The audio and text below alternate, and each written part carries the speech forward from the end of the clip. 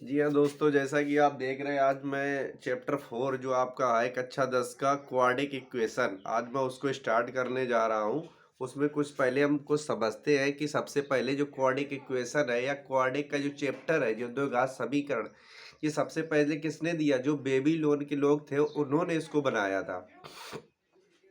इसके बाद भारतीय जो एक वैज्ञानिक थे जिनका नाम था ब्रह्मगुप्त जी, हमारे क्या थे? एक गणितज्ञ थे। ठीक है, इन्होंने जो A X square plus B X plus C जो हम लगाते हैं द्विघात समीकरण का जनरल फार्मूला जो होता है, इन्हीं ने दिया था।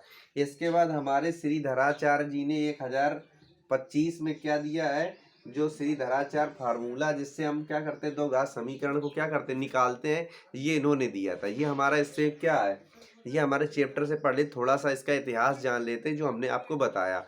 अब हम आपको बताएंगे एक प्योर क्वाड्रिक इक्वेशन होता है, एक मिक्स क्वाड्रिक इक्वेशन होता है, दोनों में क्या डिफरेंस है। ठीक है, और अगर आपने इससे पहले नहीं देखा तो आज जाके दूसरा चैप्टर जरूर पढ़िए जाके। ठीक है, अब यहाँ से अगला शुरू करते हैं। जैसे कि अगर कोई द्विघात समीकरण दिया हुआ है तो हम कैसे जानेंगे कि ये प्योर है, ठीक है, शुद्ध द्विघात समीकरण है या मिक्स। ठीक है, अगर कहीं पे ऐसे लिखा मिल जाए आपको X square plus 25 is equal to 0, तो ये आपका क्या होगा? शुद्ध द्विघात समीकरण। क्या हो जाएगा? ये हो जाएगा शुद्ध शुद्ध द्विघात समीकरण। ठीक है, या इसी को बोलते हैं प्योर क्वाड्रिक इक्वेशन। क्या बोलते हैं? प्योर। ठीक है, और क्वाड्रिक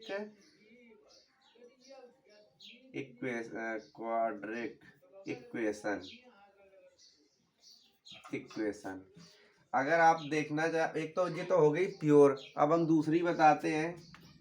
दूसरी क्या है? मिक्स या मिश्रित द्विघात समीकरण।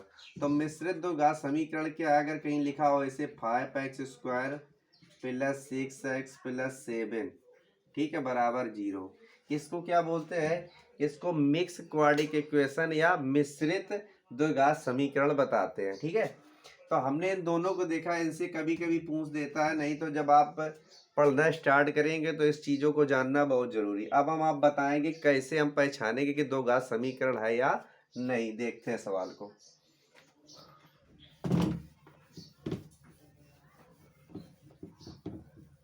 जैसे कि हमने एक सवाल ले लिया, हमारा क्वेश्चन हो गया, लिख गया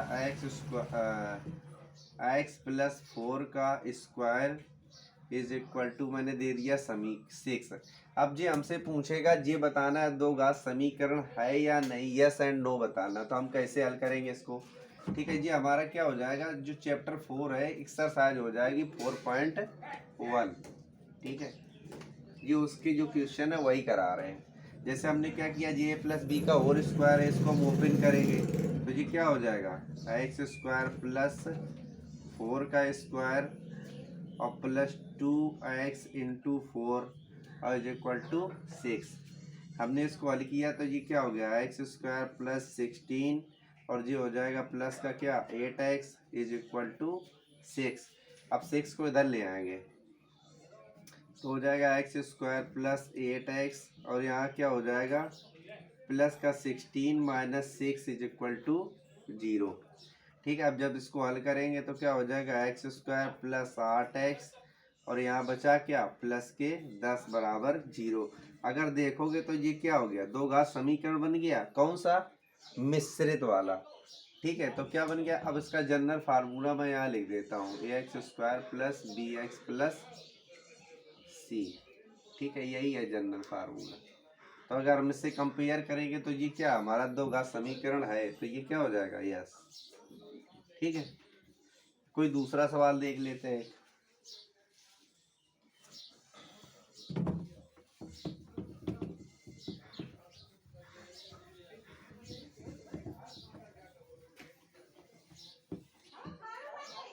जैसे ये दे दिया एक सवाल दूसरा, जैसे उसने दे दिया एक्स प्लस 5, ठीक है, का square is equal to 10x। क्या दे दिया 10x दे दिया। अब हम इसको देखते हैं ये द्विघात समीकरण है या नहीं। पहले हम क्या करते हैं, इसका स्क्वायर ओपन करेंगे, ठीक है। तो A square plus B square plus 2ab से, तो सबसे पहले क्या करेंगे, एक्स स्क्वायर प्लस 5 का स्क्वायर प्लस 2 गुणा एक्स गुणा 5 बराबर क्या हो गया 10x। इसका किया तो क्या हो गया एक्स स्क्वायर प्लस 25 और प्लस क्या हो जाएगा 5 दूनी 10x, और इसको उधर ले आएंगे तो माइनस के 10x हो गया बराबर 0। ये कट गया तो क्या आ गया एक्स स्क्वायर प्लस 25 बराबर 0। तो ये भी दो घात समीकरण है। तो ये कैसा है, शुद्ध दो घात समीकरण है, जिसको बोलते हैं प्योर, ठीक है। अब तुमने जाना कि मिक्स और प्योर दोनों का मैंने एक एग्जाम्पल भी बता दिया। अब हम अगला क्वेश्चन देखते हैं। जैसे एक एग्जाम्पल और लेते हैं, आपकी बुक से ही दिया हुआ है।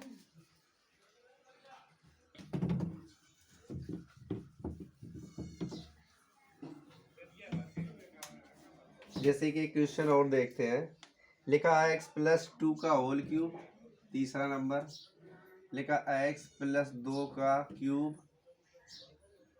इज इक्वल टू में दिया हुआ है x cube minus 4, x cube minus 4। अब ये मुझे बताना है कि दो घात समीकरण है या नहीं, यस एंड नो, ठीक है। अगर आपको समझ में नहीं आ रहा है तो वीडियो को रोक के दोबारा देखें, या तो इसको पहले नोट कर लें, इसके बाद लगाएं, और जब ना आए तो दोबारा फिर से देखें चालू करके। अब देखते हैं, इसका हम क्यूब खोलेंगे तो क्या हो जाएगा एक्स क्यूब प्लस 2 का क्यूब प्लस 3ab होता है 3 इंटू एक्स इंटू 2 हो जाएगा, और ब्रैकेट में क्या हो जाएगा एक्स प्लस 2, और बराबर क्या कर दिया मैंने एक्स क्यूब माइनस 4। अब इसको करेंगे तो ऐसे ही बना रहेगा। ये कितना हो जाएगा 2 दूनी 4 दूनी 8 प्लस इसका करेंगे तो 3 दूनी 6x, और ब्रैकेट में क्या हो जाएगा x प्लस 2, और बराबर क्या हो जाएगा एक्स क्यूब माइनस 4। अब हम इसको इधर ले आएंगे, ठीक है। तो जैसे हमने कर दिया, यहाँ पे हो गया एक्स क्यूब, ठीक है, प्लस का 8 प्लस, अब इसका गुणा कर देंगे इसके साथ तो क्या हो जाएगा 6x स्क्वायर। अब इसके साथ करेंगे तो 6 दूनी 12x, और इधर ले आएंगे तो माइनस का एक्स क्यूब, इधर हो जाएगा प्लस का 4 बराबर 0। ये देखो एक्स क्यूब से एक्स क्यूब कट गया, हमारा क्या बचा एक्स स्क्वायर, तो 6x स्क्वायर, ठीक है। तो ये खत्म हो गया। अब हमारे पास x बचा, सिर्फ यही बचा है 12x, तो प्लस के 12x, और ये क्या हो गया 8 और 4 12 बराबर 0। देख लो ये दो घात समीकरण है, तो क्या हो जाएगा यस। अगर पूछा जाए इसका टाइप पूछा जाए तो क्या हो जाएगा मिक्स दो घात समीकरण, ठीक है। ये आपका जनरल फार्मूला, इससे आप इसको मिला सकते हैं।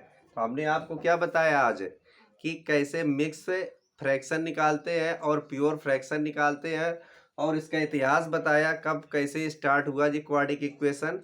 अगला एक्सरसाइज इसके आगे वाले वीडियो में, जब तक लिए पढ़ते रहिए, मस्त रहिए, मिलते हैं नेक्स्ट क्लास में।